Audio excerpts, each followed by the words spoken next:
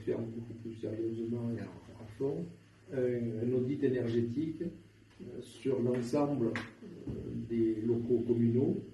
Donc, il y a bien sûr l'espace hôtel, mais ça c'est un projet plus vaste, mais il y a aussi l'école, la mairie, les locaux, enfin les services techniques, etc. La maison des associations. La maison des associations, et ce sont pour la plupart, pas toutes, mais la plupart, ce sont des passoires thermiques, qui sont chauffés, entre autres l'école est chauffée au fioul.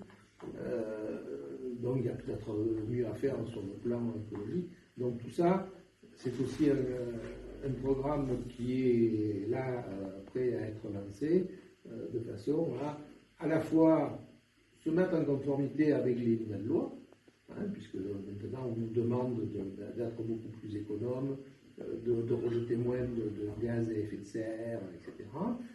Mais aussi de faire des économies, parce que l'énergie aujourd'hui ça coûte cher. Et c'est peut-être pas la peine.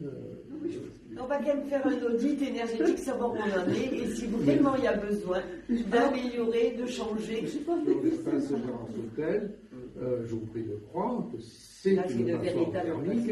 Et ne serait-ce qu'en regardant les huisseries, vous avez un doigt de jour entre la fenêtre et le chambranle. Ça, si on ne le répare pas, c'est sûr que ça passe, le froid. Dans tous les cas, ce lieu a besoin d'être revu complètement. En tous les cas, c'est vrai que c'est l'occasion pour moi de saluer le travail remarquable de Gérard Sautel, qui nous a beaucoup aidé. C'est vrai que c'était très novateur à l'époque. Et c'est vrai qu'aujourd'hui, il y a quand même des possibilités avec le photovoltaïque. On peut imaginer beaucoup de choses quand même pour améliorer ce lieu. Et puis, bien sûr, travailler, comme je disais tout à l'heure, avec les associations qui l'utilisent, voir qu'est-ce qu'on en fait. Comment à l'intérieur on l'aménage, pourquoi pas plein de choses. Il faut que vraiment les associer à nous, à ce projet. Des bureaux d'études qui sont spécialisés. On travaille en étroite collaboration avec la plateforme. L'ingénierie du département. Voilà, beaucoup d'ingénierie, qui sont des gens qui sont là vraiment en support au niveau des approches, de l'organisation des études, etc. Et bien sûr du choix des bureaux d'études les plus sérieux, etc.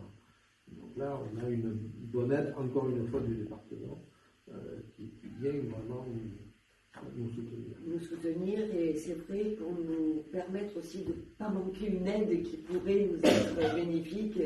Et Dieu sait que les petites communes ont besoin d'être accompagnées, de ne pas se tromper. Donc, et ça, c'est une chance aussi, effectivement. Donc, c'est vrai que l'AMO avait été quasiment choisi, puisqu'on pouvait le lancer tout de suite en décembre pour ne pas perdre de temps.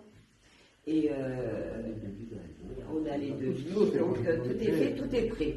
Vraiment, si les personnes, les Visanaises et les Visanais nous font confiance, dès le premier conseil municipal, on peut vraiment enfin lancer notre projet sur tout ce qu'on vient d'évoquer. Et on connaît bien les dossiers. Et on connaît parfaitement les dossiers.